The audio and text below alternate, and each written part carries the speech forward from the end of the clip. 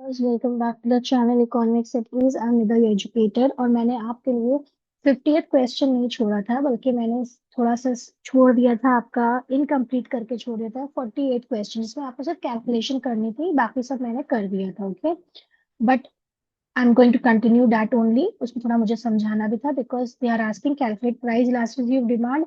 लेकिन ED equals to zero है, तो इसको प्रूव भी कैसे करेंगे ताकि 50th क्वेश्चन में भी आपको आसानी हो। और इस तरह के क्वेश्चंस आते हैं, do remember this. Okay, so we will continue here 48, 49 and 50 most probably. Okay, take the screenshot those who don't have the book, Sandeep Garg. Okay.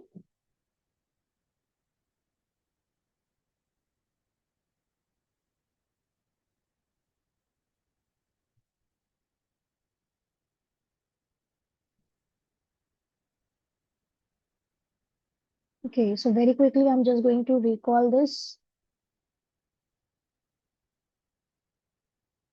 Question number 48 में हमने क्या किया था, हो सकता है आप भूल गई हो इसमें।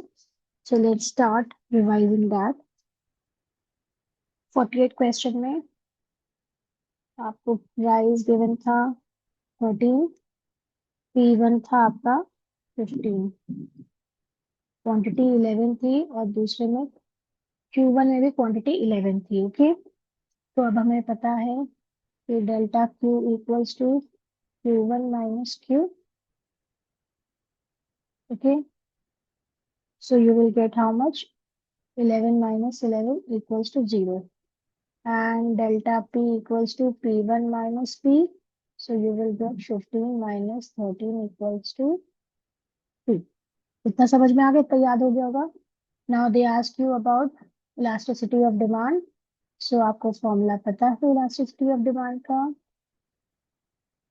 ED equals to percentage change in quantity demanded upon percentage change in price.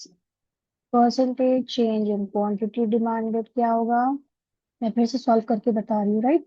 कुछ बच्चों को नहीं समझ में आएगा अगर तो।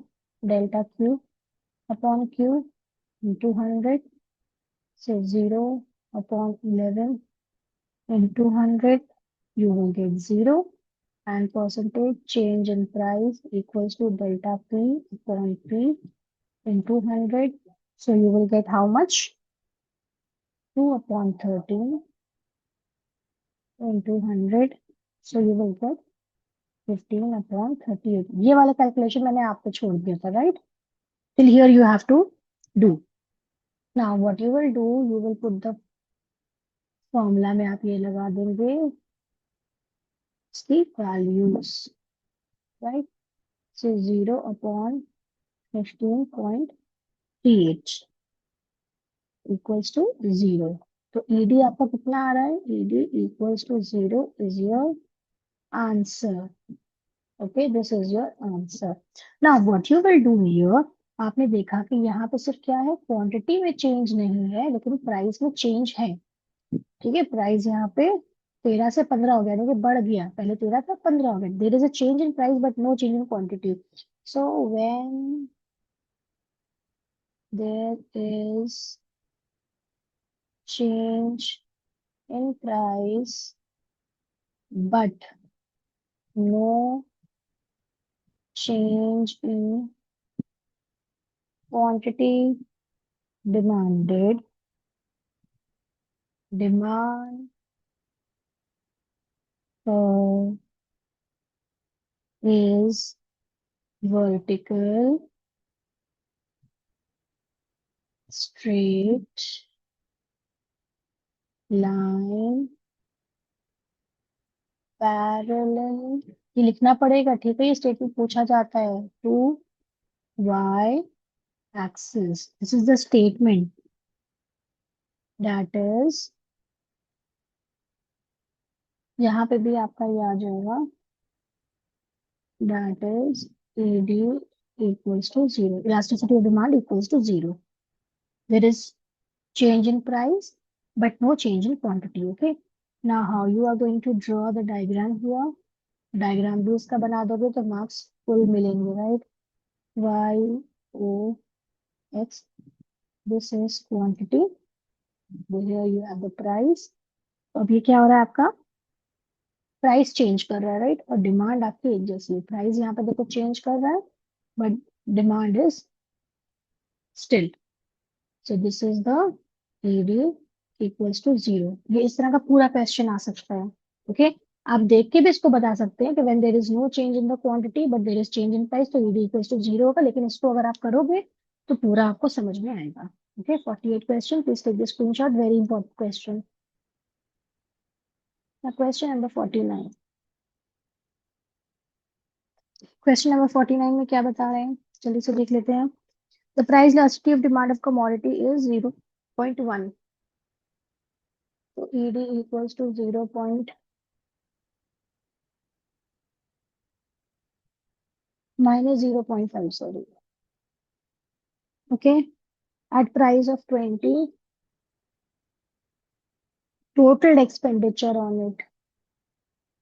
Total expenditure on it is 2000. Okay, मैंने वो क्वांटिटी अभी नहीं बताई है आपको। Okay, and price reduced by 10%। Price आपसे रिड्यूस कर रहा है 10% से, तो हम ये कह देंगे डेल्टा पी है। परसेंट में दे ही रखा है तो हमें ज्यादा कैलकुलेट करने की जरूरत ही नहीं पड़ेगी, right. And then calculate demand at the reduced rate. Demand आपको बतानी है, क्वांटिटी डिमांड। ओके, यहाँ पे ये भी बतानी है at the reduced rate. Okay, now how you're going to solve this? This is a total different question. तो आपको पता है यहाँ पे क्या था, आप कैलकुलेट करेंगे quantity equals to total expenditure upon price. ठीक है, तो 2000 upon 20, so you will get 100. So 100 is the quantity. कितना आ गया, राइट। समझ में आ रहा होगा ना टेबल बना के। और दिस मच ये वर्किंग है। ओके, देन अब यहाँ पे क्या है, प्राइस आपका 10% फॉल हुआ है, राइट। तो यहाँ पे क्या क्वांटिटी बढ़ जानी चाहिए, right. So how will do this, ये 2000 था टोटल एक्सपेंडिचर। क्वांटिटी आपकी जब इतनी 10% हो गई तो क्या हो जाएगा, ये आपकी बढ़ गई, डेट इज 105 हो गया। ठीक है, कैसे आया 105 मैं भी बता रही हूँ, इसको अभी रबी कर लो, कंफ्यूज हो जाओगे वरना। Okay, let's see, PD equals to percentage change in quantity demanded upon percentage change in price। तो मुझे गिवन हुआ है ED 0.5, percentage change in quantity demanded तो कुछ भी नहीं है। मैंने तो बस जल्दी से आपको बता दिया था, शॉर्टकट ले रहे थे, लेकिन नहीं, बच्चों को समझना आना चाहिए। Okay, 10। Now when we are going to multiply that, तो percentage change in quantity demanded equals to 0.5 into 10, so you will get 5%। okay, यानी कि क्या होगा, जब 10% आपका फॉल हुआ है तो क्वांटिटी इसमें ऐड हो जाएगी ना। जब प्राइस कम होता है तो क्वांटिटी बढ़ जाती है, तो 100 में कितना हो जाएगा, 5 ऐड हो जाएगा। सो you will gate 105। Got this, Q1 is 105, ये Q1 हो जाएगा फिर। ठीक है, समझ में आ गया। और टी कितना हो जाएगा आपका, इसको अगर आप मल्टीप्लाई कर दोगे तो इसमें इतना आ जाएगा। तो क्वांटिटी वो पूछा ही नहीं गया तो इसको आप करेंगे नहीं। So this is your answer, please take the screenshot. Now last is question number 50, इस पार्ट का। अब मुझे इसमें डायग्राम भी बताना है। Consumer buys 20 units of a good, तो क्वांटिटी तो वो 20 ले रहा है, और प्राइस कितना है, 5 पर यूनिट।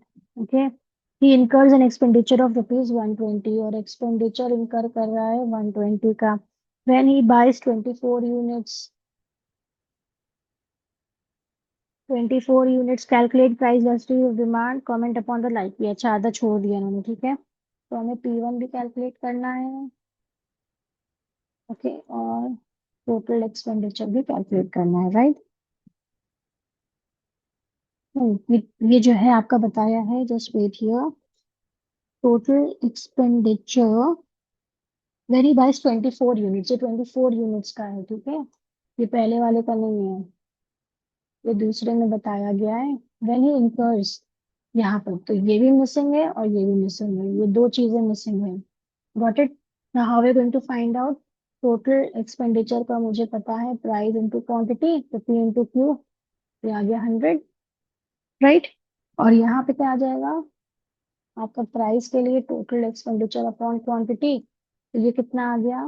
120 अपॉन 24, तो ये आपका आ गया 5। ठीक है, तो इसका मतलब है there is no change in price and change in quantity.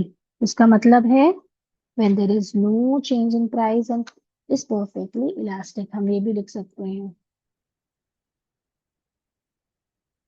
It is perfectly elastic when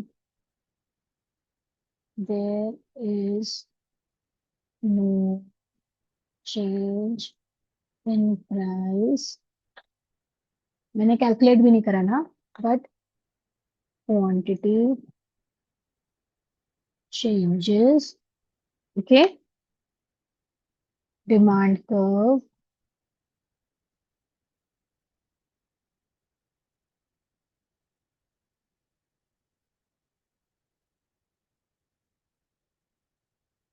will be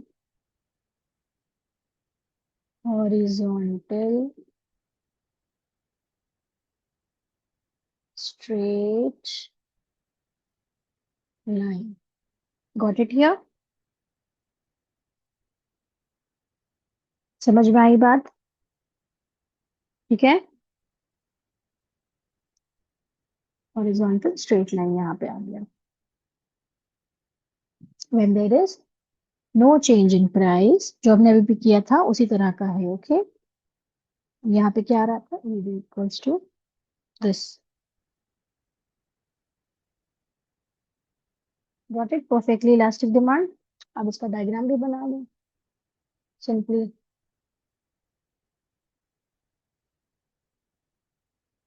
Y O X, this is quantity demanded, this is price. When there is no change in price, price में कोई change नहीं, सिर्फ quantity change हो रही है, this, तो this is your DD curve. Got it here? अब इसको सॉल्व करके एक बार देख लेना, इसका डेल्टा क्यू निकाल लेना, इसका डेल्टा पी निकाल लेना, और ED equals to percentage change in quantity demanded upon percentage change in price. और आपको पता ही है, तो del percentage change in quantity demanded equals to delta q upon q into 100। देखो ये सब इसमें मेंशन है, राइट।